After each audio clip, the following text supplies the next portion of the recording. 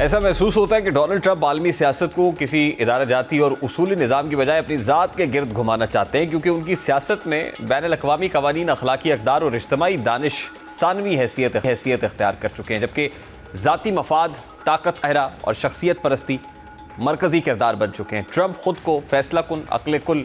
اور واحد نجات دہندہ کے طور پر پیش کرتے نظر آ رہے ہیں، اور یہی سوچ ان کے طرز حکمرانی کو شخصی آمریت کے قریب لے جاتی ہے۔ اسی پس منظر میں اگر فلسطین بالخصوص غزہ میں قیام امن سے متعلق امریکی صدر کے حالیہ بیانات اور منصوبوں کو دیکھا جائے تو یہ تاثر مزید مضبوط ہوتا ہے کہ امن اب ایک اخلاقی ذمہ داری نہیں بلکہ ایک سودے بازی کی شکل اختیار کرتا چلا جا رہا ہے۔ جیسا کہ فلسطین میں قیام امن کے لیے جس بورڈ آف پیس کے قیام کی بات سامنے آ رہی ہے، اس کے خدوخال جتنے مبہم ہیں اتنے ہی تشویشناک بھی ہیں، اور عالمی میڈیا رپورٹس کے مطابق امریکہ کی جانب سے اس بورڈ کی رکنیت کو مالی شرائط سے جوڑنے کا تصور بھی زیر غور ہے، جو بذات خود امن کے پورے فلسفے کو مشکوک بنا دیتا ہے۔ اگر امن کا عمل دولت، سیاسی وفاداری یا طاقت کے توازن کی بنیاد پر طے ہوگا تو پھر انصاف، غیر جانبداری اور مظلوم کی آواز کہاں کھڑی ہوگی؟ ایسا محسوس ہوتا ہے کہ ڈونلڈ ٹرمپ غزہ کے امن پر قیمت رکھ رہے ہیں، اور یہ قیمت انسانیت یا اصولوں کی نہیں بلکہ مفاد پرستی اور کاروباری سوچ کی عکاس ہے۔ اب جیسا کہ ایک امریکی جریدے کے مطابق ٹرمپ انتظامیہ مختلف ممالک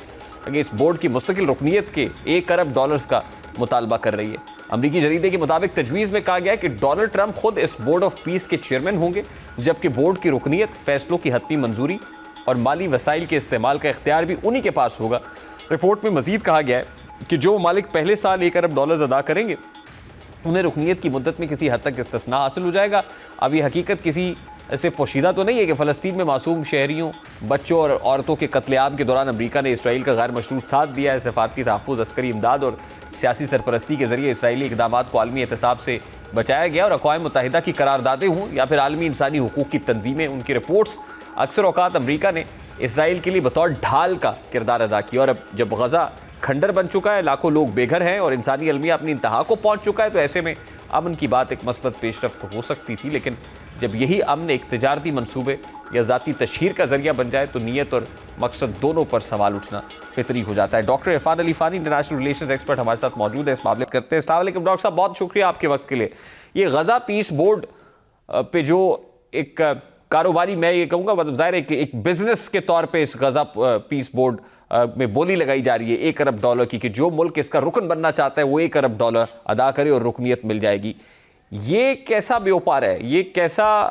امن کا منصوبہ ہے کہ جس میں $1 ارب دے کے ملکوں کو رکنیت کے لیے؟ کیا یہ کوئی بزنس ڈیل ہے؟ مطلب جو $1 ارب دے گا اس کو اس کے عوض کیا ملنے جا رہا ہوگا؟ اور پھر چیئرمین ٹرمپ صاحب خود ہوں گے، فیصلے ان کے پاس ہوں گے، رقم ساری یہ ہو کیا رہا ہے ڈاکٹر صاحب؟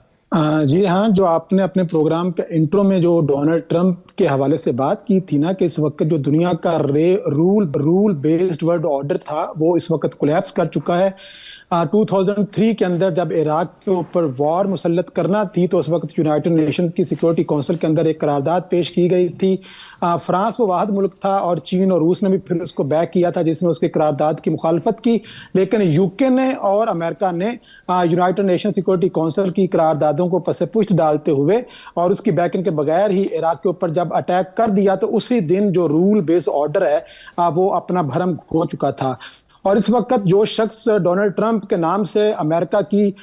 جو زمام جس کے ہاتھ میں ہے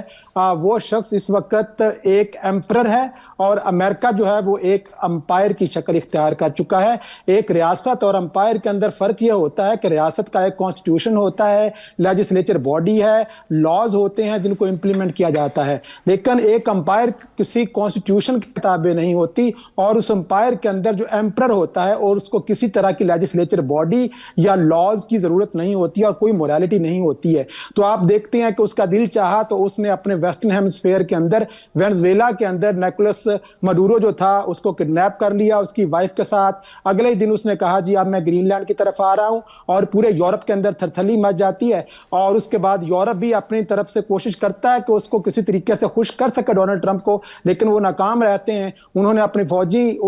اتارنے کی کوشش کی تو ڈونلڈ ٹرمپ نے ٹیرف کی دھمکی دے دی، تو وہ فوجیں اب واپس جا رہی ہیں اپنے اپنے ملکوں کے اندر۔ اور اس کے بعد آپ دیکھتے ہو کہ وہ غزہ کی طرف آ جاتے ہیں، اور وہ شرم و شیخ کے اندر آپ کو یاد ہوگا اکتوبر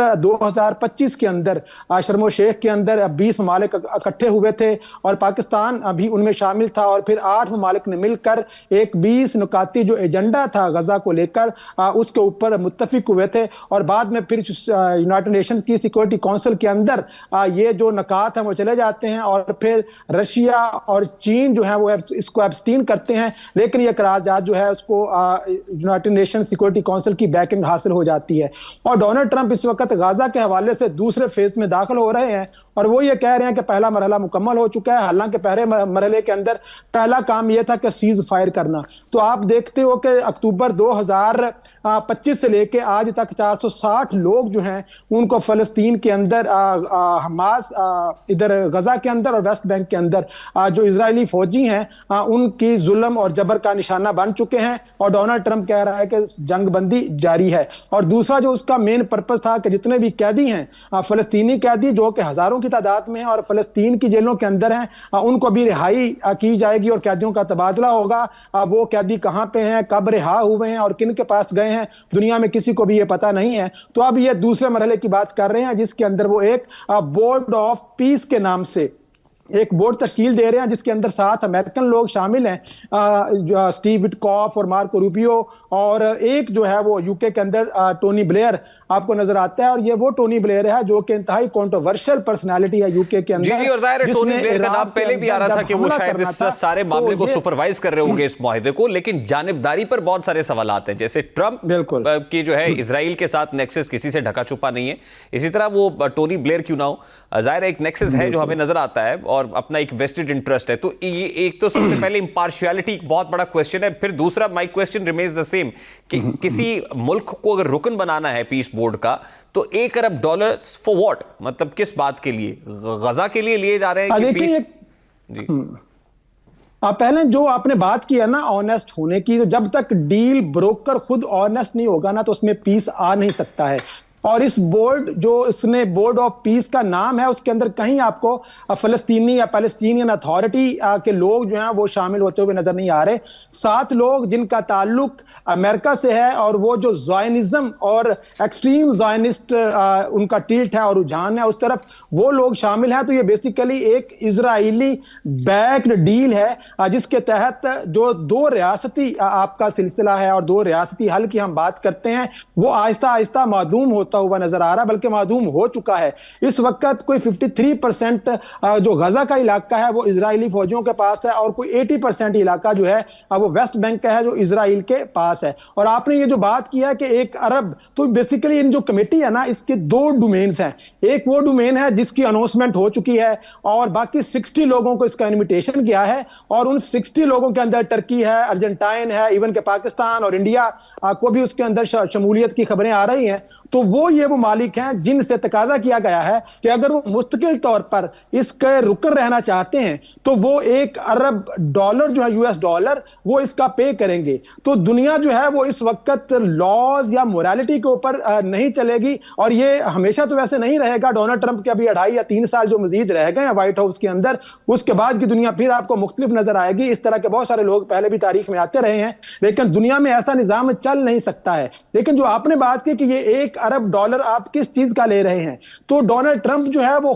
खुद भी अभी मुबहम है, वेग है कि ये बात जानी किस तरफ है। वो या शायद ये समझ रहा है कि वो मुस्तकिल अब अमेरिका का एक सदर बन चुका है और वो दुनिया में जिस तरह की भी तब्दीली लाना चाहता है अब वो तब्दीली ला सकता है। लेकिन वो मालिक जो $1 अरब देंगे तो उसको $1 अरब देने का बेनिफिट क्या होगा? तो इसके ऊपर जो वेस्टर्न एक्सपर्ट्स हैं ना वो ये इसको बहुत कंट्रोवर्शियल प्लान के तौर पर देखते हैं। वो ये समझते हैं कि ये एक मिनी यूनाइटेड नेशन बनाने की कोशिश हो रही है। इसका जो दायरा इख्तियार है वो सिर्फ गाजा के अंदर अमल लाना नहीं है, बल्कि यूनाइटेड नेशन के एक सब्स्टिट्यूट के तौर पर एक ऐसी गवर्निंग बॉडी को खड़ा करना है जो कि अमेरिकन डोमिनेटेड हो। क्योंकि इस वक्त दुनिया के अंदर